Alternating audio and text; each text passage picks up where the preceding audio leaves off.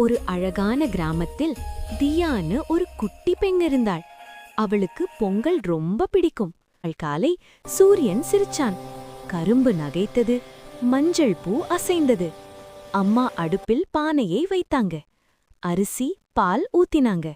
அப்போ பொங்கு பொங்குன்னு பால் மேலே வந்தது. அந்த நிமிஷம் பானை மெதுவா பேசிச்சு. குழந்தைகளே, உழைத்த விவசாயிக்கு நன்றி சொல்லுங்க, சூரியனுக்கு வணக்கம் சொல்லுங்க, உணவை வீணாக்காதீங்க. தியா சந்தோஷமா கைத்தட்டி சொன்னாள், நன்றி சூரியனே, நன்றி விவசாயி அண்ணா.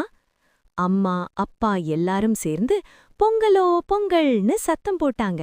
அந்த நாளிலிருந்து தியா உணவை வீணாக்கவே இல்லை, எல்லாருடனும் பகிர்ந்து சாப்பிடுவாள். கதையின் கருத்து: நன்றி சொல்ல கற்றுக்கொள்வோம், உழைப்பை மதிப்போம், உணவை வீணாக்க மாட்டோம்.